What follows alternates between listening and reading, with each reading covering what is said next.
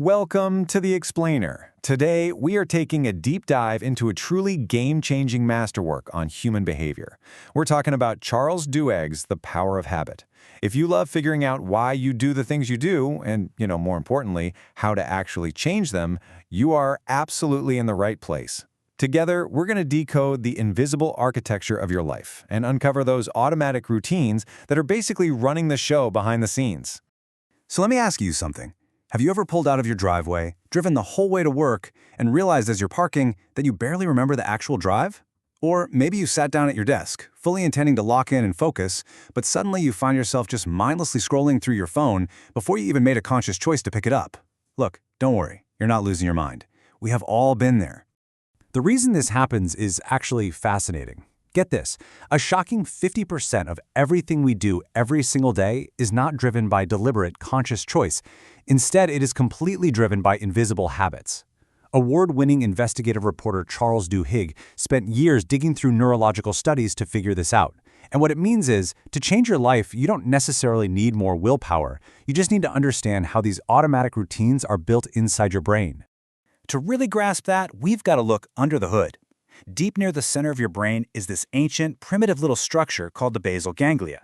Now, while your conscious, logical prefrontal cortex is working overtime to make complex choices, the basal ganglia is basically your brain's ultimate efficiency expert. Whenever you repeat an action, like backing your car out of a driveway, the basal ganglia converts that sequence into an automatic routine. It's a process called chunking, and it does this so your prefrontal cortex can rest and save its precious mental energy for harder tasks.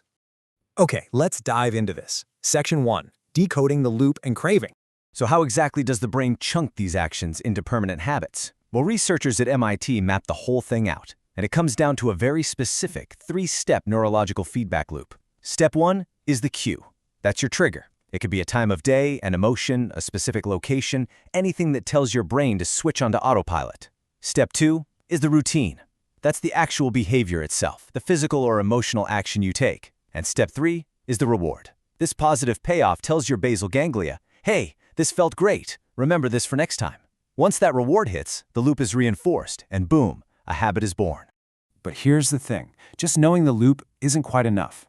A habit doesn't become truly automatic until a totally new psychological force enters the chat: craving.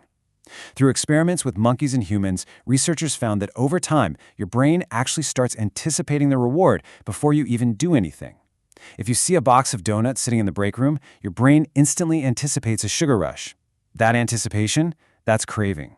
If you try to resist it, the craving just builds into this wave of frustration, which, let's be honest, usually ends with you covered in powdered sugar. Craving is what makes the loop so incredibly powerful, and as you'll see, we can actually use it to our advantage. Moving right along to Part 2, the golden rule of habit change. Now, Duhigg's research does reveal a somewhat tough truth. Neurological pathways are basically permanent. That means you can't truly eliminate an old bad habit. It is going to be in there forever, just waiting to be triggered. But you can replace it. Let's look at the classic 3 p.m. office snacking habit. Your old cue is 3 p.m. boredom, the routine, buying a cookie. But the real reward isn't actually the cookie itself, it's the social connection you get from chatting with your coworkers in the cafeteria. To break this, the golden rule says you have to keep the old cue and keep the old reward, but swap out the routine. So at 3 p.m., instead of buying the cookie, just walk over to a friend's desk and chat for 5 minutes. The underlying craving gets satisfied, and that bad habit, it just dissolves effortlessly. Which brings us to Section 3, the domino effect of Keystone Habits. Look, when we decide we want to change, it is so tempting to just try and overhaul our entire lives all at once. We say we're going to change our diet, wake up at 5 a.m., meditate every day. Honestly, don't do it. You will just burn out. Instead, Duhigg suggests putting all your focus on what he calls keystone habits. Take regular exercise, for example. When someone starts working out 3 times a week, they almost never stop there. Without even trying to force it, they naturally just start eating a bit better, they sleep more soundly, they feel less stressed. Or take making your bed in the morning. It takes literally 1 minute, but it gives you this tiny win that triggers a massive domino effect of positive discipline across your whole day. But what happens when life throws a curveball, or your stress levels just go completely through the roof? Under severe pressure, it is human nature to relapse right back into old destructive routines. Duhigg actually looked at organizations like Alcoholics Anonymous and found that surviving intense stress without relapsing requires one main thing: deep belief. You have to truly believe that you can change. And here is the secret sauce: belief flourishes within a community. If you want a new habit to become permanent, you've got to join a group of people working toward the exact same goal. Social connection acts as the ultimate anchor when times get tough. Let's zoom out a bit for Part 4, the corporate playbook. So far, we've focused mostly on the individual brain. But trust me, you are not the only one studying your habits. Mega corporations spend millions, if not billions of dollars, tracking our buying patterns to find out exactly when our routines are most vulnerable. Research actually proves our habits are most flexible during major life transitions. Think moving to a new city, getting married, having a baby. When everything in your life is in flux, your basal ganglia is wide open to suggestion, and companies know exactly how to strike. Okay, this is wild. There is a famous, honestly somewhat unsettling case study involving the retailer Target. Using predictive analytics, Target data mined subtle little shifts in shopping habits. They figured out that pregnant women in their second trimester suddenly change their routines. They start stocking up on things like unscented lotion and cocoa butter.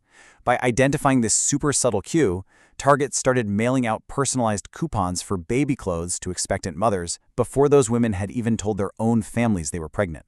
I know, crazy. But understanding this helps you recognize those marketing triggers so you can actually make conscious choices. All right, Section 5, Institutional Habits and Crisis. This macro view isn't just about sneaky marketing. It totally applies to organizational culture, too. Companies, hospitals, governments, they don't just have policies. They basically run on institutional habits.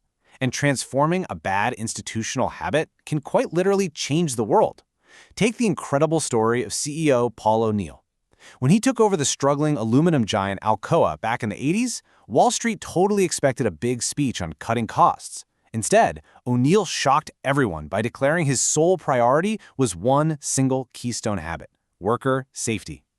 By relentlessly focusing on safety, Alcoa had to completely redesign how they communicated and manufactured. And the result? They became the safest company in the world, and their profits absolutely skyrocketed. Literally, one keystone habit revitalized the whole corporation. But how in the world do you change an organization that absolutely refuses to budge? Well, Duhigg highlights that a severe crisis is actually a totally unique window of opportunity. For decades, hospitals had these really toxic, rigid hierarchies where nurses were literally terrified to correct senior surgeons. Sadly, it often took tragic medical errors, a terrible crisis, to finally break those bad routines. But good leaders used the aftermath to implement mandatory pre-surgery checklists and force open communication, which ended up saving countless lives. As the saying goes, never let a good crisis go to waste. Use it to tear down bad institutional habits. Pulling the camera back even further, we hit Part 6, Movements and Morality.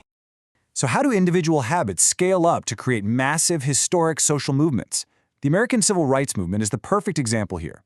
When Rosa Parks was arrested in Montgomery, the movement kicked off because of her strong ties. These were her close friends who supported her purely out of personal loyalty. But strong ties aren't enough for a nationwide movement. To really scale, it required weak ties. These are the acquaintances, the neighbors, the people mobilized by social pressure and shared societal habits of mutual support. When a community adopts a collective habit of moral obligation, ordinary citizens step up, and history is changed forever. And finally, Section 7, Taking Control of Your Life.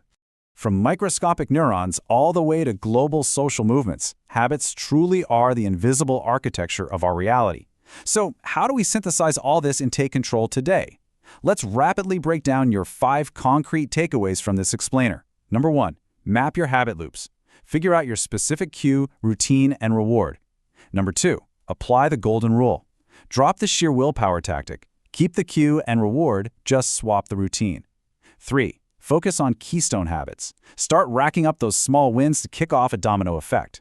4, manufacture genuine cravings by tying your new routine to an immediate, deeply satisfying reward. And 5, build belief through community. Surround yourself with the people who are already practicing the habits that you want. So, this brings us to a really profound moral question from Duhigg's work. If our brains are just running on autopilot, are we actually responsible for our actions? The answer is an emphatic yes. Sure, you might not be responsible when you're completely unaware of a habit, but once you can see the loop, once you understand your own cues and rewards, you carry the moral responsibility to change it. Choice is not an illusion, folks. It's a skill, and it's developed through self-awareness. So I'm going to leave you with this final thought. Now that you can clearly see the invisible architecture of your life, what are you going to change today? Thank you so much for joining me on this explainer, and I will see you next time.